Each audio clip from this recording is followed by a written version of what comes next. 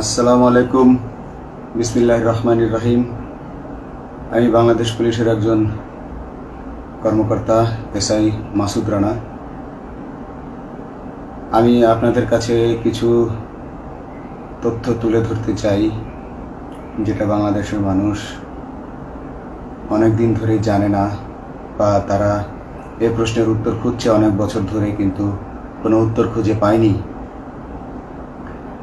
আজকে যাকে সেনাবাহিনী থেকে অব্যাহতি দেওয়া হলো, মেজর জেনারেল জিয়াউল হাসান, যিনি এনটিএমসির প্রধান ছিলেন এবং তিনি র্যাবের অতিরিক্ত পরিচালক ছিলেন। অতিরিক্ত পরিচালক অপারেশন। তিনি মেজর থাকতেই র্যাবে ছিলেন এবং বাংলাদেশে যত গুম খুন হয়েছে, বিএনপি সহ অন্যান্য যারা অ্যাক্টিভিস্ট, সেই গুম খুনের সাথে জড়িত এই জিয়াউল হাসান। অনেক নেতাদেরকেই র্যাবের কালো গাড়িতে করে সিভিলে ধরে আনা হতো, এনে র্যাব ওয়ানের গোপন আস্তানায় তাদেরকে আটক রাখা হতো। এরপর তাদেরকে সময় মতো অজ্ঞাত স্থানে নিয়ে তাদেরকে হত্যা করা হতো এবং অজ্ঞাত স্থানেই তাদের লাশ হয়তো নদীতে ডুবিয়ে দেওয়া হতো, নয়তো তাদেরকে দাফন করা হতো, নয়তো অ্যাসিডের মাধ্যমে তাদের লাশকে গলিয়ে দেওয়া হতো। আমি 2014 অক্টোবর থেকে 2017 ডিসেম্বর পর্যন্ত র্যাব সদর দপ্তরে কর্মরত ছিলাম। তখন র্যাবের ডিজি ছিলেন বেনজির, যিনি আজকে দেশের হাজার হাজার কোটি টাকা চুরি করে, পুলিশের হাজার হাজার কোটি টাকা চুরি করে পালিয়ে গেছেন বিদেশে। তো আমি দেখেছি অনেক মানুষকে কিভাবে অন্যায়ভাবে গ্রেফতার করে নিয়ে গুম করে রাখা হতো। আমি রিসেপশনে ডিউটি করতাম। গুম হয়ে যাওয়া মানুষের স্বজনেরা আমার কাছে আসতো, কিন্তু আমাদেরকে কঠোর নজরদারিতে রাখা হতো। সিসি ক্যামেরার আওতায় ছিলাম, তাদের সাথে আমরা ওভাবে কথা বলতে পারতাম না। তাদেরকে কোনো তথ্য দেওয়া নিষেধ ছিল আমাদের জন্য। কিন্তু তাদের স্বজনরা আসলে এসে যখন এখানে কান্না করতো, আমি নিজেকে ধরে রাখতে পারিনি। আমি অনেকের স্বজনকেই তাদের স্বজনের, গুম হয়ে যাওয়া স্বজনের পরিণতির কথা জানিয়ে দিতাম। বিশেষ করে যাদেরকে মেরে ফেলা হতো, খুন করা হতো, তাদেরকে আমি খারাপ সংবাদটা দিতাম না। কিন্তু যাদেরকে বন্দি করে রাখা হতো, যেমন বিএনপি নেতা সালাউদ্দিন আহমেদকে যখন অ্যারেস্ট করে আনা হলো, তিনি অ্যারেস্ট করার সময় ধস্তাধস্তিতে মাথায় আঘাত পেয়েছিলেন। তাকে র্যাব ওয়ানের গোপন কক্ষে আটক করে রাখা হয়েছিল দীর্ঘদিন। এরপর তাকে এক সময় ভারতে পাচার করে দিয়ে আসা হয়। তাকে অজ্ঞাত কারণে হত্যা করা হয়নি।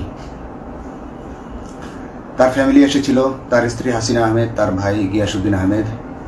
ওনারা আমার কাছে বেশ কয়েকবার এসেছেন। আমি কয়েকদিন ওনাদের এই উদ্বেগ, উৎকণ্ঠা আমার সামনে বসে কান্নাকাটি দেখে আমি থাকতে পারিনি। আমি ওনাদেরকে কৌশলে আমার ফোন নাম্বার দিয়ে আমি ওনাদের সাথে দেখা করে ওনাদেরকে জানিয়ে দিই যে সালাউদ্দিন সাহেবকে হত্যা করা হয়নি, উনি জীবিত আছেন এবং ওনাকে হত্যা করার সিদ্ধান্ত নেওয়া হয়নি। এই সিদ্ধান্তগুলো যিনি নিতেন তিনি হচ্ছেন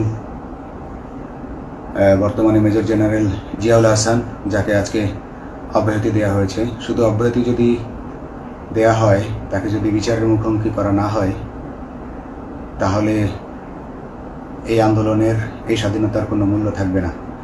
আমি আজকে আর কাউকে ভয় পাই না।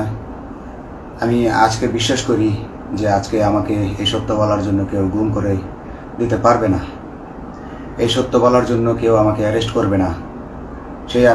সেই কারণে আমি বুকে সাহস নিয়ে আজকে কথাগুলো বলছি। আপনারা যারা বিএনপি নেতা ইলিয়াস আলীর অপেক্ষায় আছেন, তাদের জন্য দুঃখজনক সংবাদ। তাকে অনেক আগেই হত্যা করা হয়েছে। তাকে পতেঙ্গা সমুদ্র সৈকত দিয়ে কড়া পাহারায় সাগরের মাঝখানে নিয়ে স্পিড বোটের মাধ্যমে মুখে পলিথিন পেঁচিয়ে হত্যা করে, তার পেট ছুরি দিয়ে ছিদ্র করে, তাকে পাথর দিয়ে বেঁধে সাগরে ডুবিয়ে দেওয়া হয়েছে। শুধু ইলিয়াস আলী নয়, অনেক নেতার সন্ধান যারা আজও পাননি।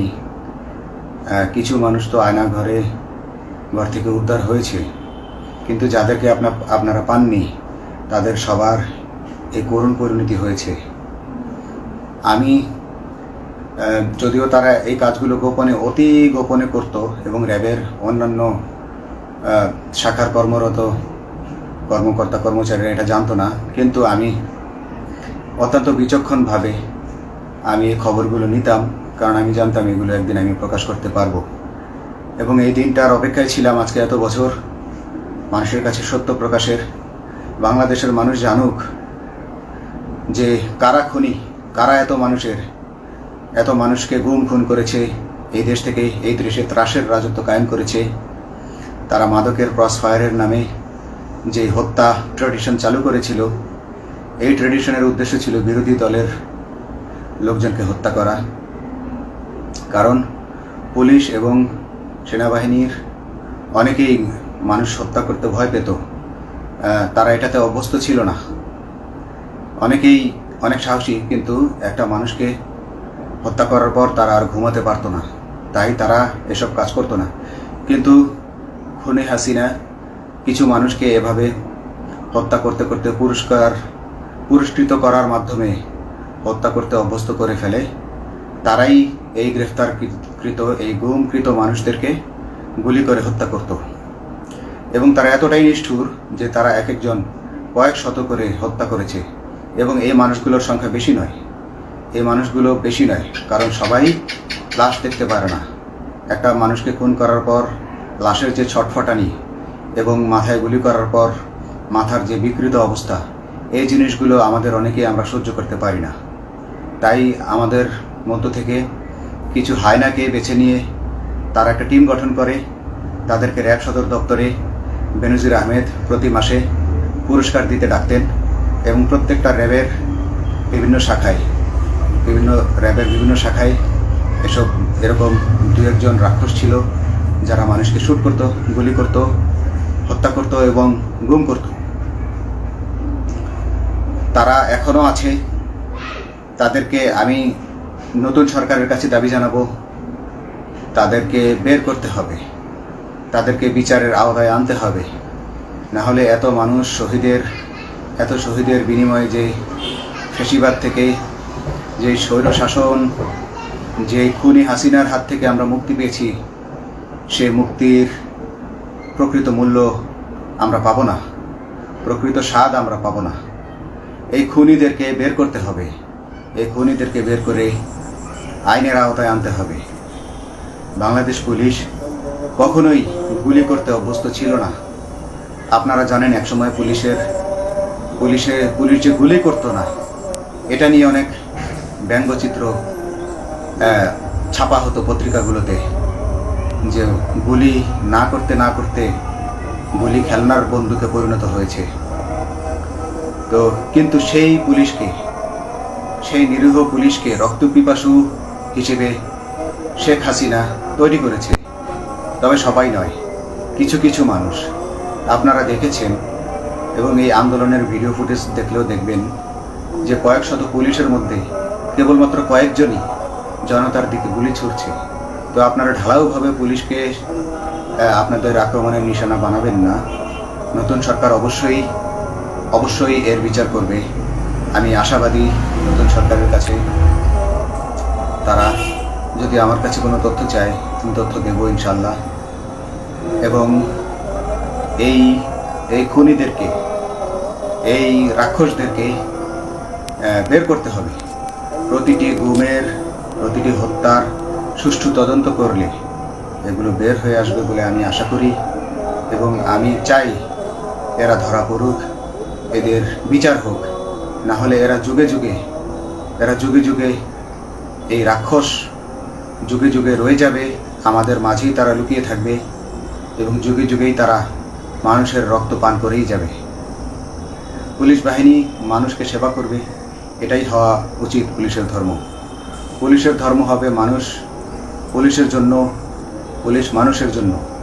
উন্নত রাষ্ট্রের পুলিশ মানুষ যেভাবে পুলিশকে ডাকলেই পুলিশ 5 মিনিটের মধ্যে ছুটে যায়, তাকে সাহায্য করে। আমরা বিভিন্ন ভিডিওতে দেখি যে পুলিশ হাঁসের বাচ্চাকে রাস্তা পার করে দিচ্ছে, একজন অন্ধ মানুষকে রাস্তা পার করে দিচ্ছে।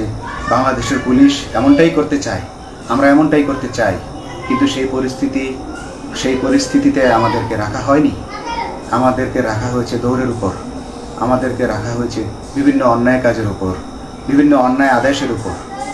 কেউ যারা মেনেছে তারা ভালো ভালো জায়গায় পোস্টিং নিয়ে থেকেছে, যারা মানেনি তাদেরকে খারাপ জায়গায় পোস্টিং দেওয়া হয়েছে, কারো চাকরি হয়ে হারিয়েছে, কাউকে সাসপেন্ড করে রাখা হয়েছে।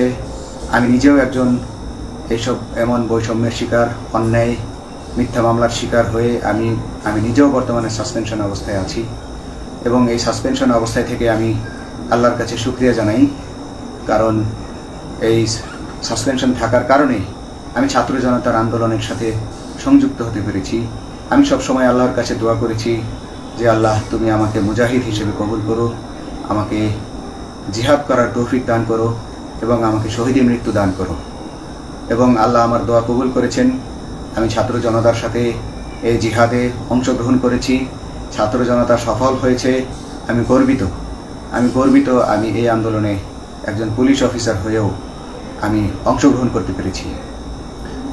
তো যাই হোক, আমি চাইব যে বাংলাদেশ পুলিশের, র্যাবের যে সকল কর্মকর্তা অগণিত মানুষের গুম খুনের সাথে জড়িত ছিল তাদেরকে ধরা হোক, তাদেরকে আইনের আওতায় আনা হোক। আমাদের মতো অনেক অফিসার আছি যারা এসব কুকর্মের সাক্ষী, আমরা সাক্ষ্য দেব। আমরা এখন আর ভয় পাই না। আমরা আসলে যে ভয় পেয়েছি তা নয়, আমাদের বাহিনীতে টিকে থাকাটা জরুরি ছিল। জনগণের স্বার্থেই আমাদের বাহিনীতে থাকা জরুরি ছিল, কারণ আমরা যদি বাহিনী থেকে আউট হয়ে যেতাম তাহলে এসব তথ্য আমরা জানতে পারতাম না এবং জনতার কাছে পৌঁছাতে পারতাম না। জনতার কথা বলতে হলে, জনতার সাথে থাকতে হলে আমি পজিশনেও থাকতে হবে। এই জন্য অনেক কিছুই প্রকাশ করিনি, কারণ আপনারা ভালো মতোই জানেন যে অনেক সেনাবাহিনীর মেজরকেও গুম করে দেওয়া হয়েছে যারা মুখ খুলেছে। আমি তো একজন সামান্য সাব ইন্সপেক্টর, আমাকে গুম করে দেওয়া তাদের 1 সেকেন্ডের ব্যাপার ছিল। তো আমি এখন বিশ্বাস করি যে এখন সেই দিন, সেই কালো মেঘ সরে গেছে আকাশ থেকে, আকাশ মুক্ত হয়েছে, এই দেশ জালিমের শাসন থেকে মুক্ত হয়েছে। আল্লাহ তাআলা আমাদের উপর রহমত বর্ষণ করেছে। অগণিত মুসলিমের দোয়া আল্লাহ তাআলা কবুল করেছেন, অগণিত 18 কোটি মানুষের দোয়া আল্লাহ কবুল করেছেন। তাহলে এইভাবে হঠাৎ করে 15 দিনের মধ্যে 15 বছর ধরে গড়ে ওঠা রাক্ষসের পতন ঘটা আল্লাহর রহমত ছাড়া, আল্লাহর রহমত ছাড়া এটা কখনোই সম্ভব হতো না। আমি আল্লাহর উপর ভরসা রেখে বলছি, আপনারা নতুন প্রশাসনকে ঢেলে সাজান, পুলিশ বাহিনীকে ঢেলে সাজান। এই সিস্টেমের মধ্যেই, পুলিশের এই সিস্টেমের মধ্যেই গণ্ডগোল আছে, নিয়োগের মধ্যে গণ্ডগোল আছে। আপনারা এই সিস্টেমগুলো পরিবর্তন করুন, আপনারা এই সিস্টেম পরিবর্তনে সাহায্য করুন এবং পুলিশ ডিপার্টমেন্টে যত ডিপার্টমেন্টাল পরীক্ষা আছে এগুলো তুলে দেন। এই ডিপার্টমেন্টাল পরীক্ষাগুলোর মাধ্যমে আমাদের ঊর্ধ্বতনরা আমাদের গলা সবসময় চিপে ধরে রাখে, ঠিক আছে? সেজন্য আমরা তাদের কাছে সবসময় আটকা থাকি। এজন্য আমরা অনেক কিছু বলতে পারি না, অন্যায়ের প্রতিবাদ করতে পারি না। তো এই সিস্টেম পরিবর্তন জরুরি। ডিপার্টমেন্টে কোনো পরীক্ষা থাকা যাবে না। কনস্টেবল হতে যারা একটা নির্দিষ্ট সময় পর তার বিভিন্ন কোর্স করানোর মাধ্যমে তার প্রমোশন হতে হবে। সাব ইন্সপেক্টরে ভর্তি হয়ে 5 বছর পর ইন্সপেক্টর হিসেবে পদোন্নতি পাবে, তার 5 বছর পর সহকারী পুলিশ সুপার হিসেবে পদোন্নতি পাবে। এভাবে আইন পরিবর্তন করতে হবে। তাদেরকে দক্ষ করে গড়ে তোলার জন্য বিশেষ কোর্সের আয়োজন করতে হবে এবং সৎভাবে বাঁচার জন্য সঠিক বেতন কাঠামো এবং ভালো কাজের জন্য পুরস্কার এর ব্যবস্থা করতে হবে। বিভিন্ন যে চোরাই মাল মাদক উদ্ধারের জন্য সেক্ষেত্রেও বিশেষ পুরস্কারের ব্যবস্থা থাকতে হবে এবং বাসস্থান এবং যানবাহন, পুলিশের যেই ব্যয়টা হয় সেটা হচ্ছে বাসস্থান এবং যানবাহন। পুলিশ আমরা নিজের বেতনের টাকা দিয়ে মোটরসাইকেল কিনে চাকরি করতে হয়, এই বিষয়টা যেন না করতে হয় এবং সরকারি বাসস্থান যদি আমাদেরকে দেওয়া হয় তবে আমরা বেতনের টাকা দিয়ে আমরা মানুষকে সেবা দিতে পারবো, সৎভাবে চলতে পারবো এবং দেশের মানুষকে সন্তুষ্ট করতে পারবো ইনশাআল্লাহ। তো আমি আপনাদেরকে প্রথমে যেই তথ্যগুলো দিয়েছি গুম খুনের বিষয়ে, আপনারা এই তথ্যগুলো অনুসন্ধান করুন, অনুসন্ধানে টিম গঠন করুন। প্রত্যেকটা গুম খুনের বিচার হতে হবে এই দেশে। যারা আটক ছিলেন অনেকেই হয়তো এখন আয়নাঘর থেকে মুক্তি পেয়েছেন, কিন্তু যারা দুর্ভাগ্যের শিকার হয়ে মৃত্যুবরণ করেছেন তাদের আত্মীয় স্বজনরা, তাদের প্রতি আমার সমবেদনা রইল।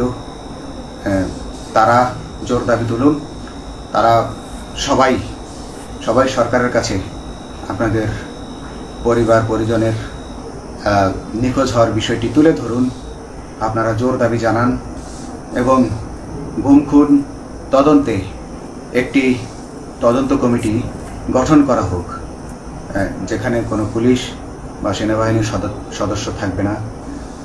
এটা হতে পারে বিচার বিভাগীয় তদন্ত বা অন্য কারো মাধ্যমে, কিন্তু এই হায়নাদের এই খুনিদেরকে বের করুন, বের করে এদেরকে শাস্তির আওতায় আনুন, তবেই তারা তাদের বলিদান সফল হবে। আসসালামু আলাইকুম।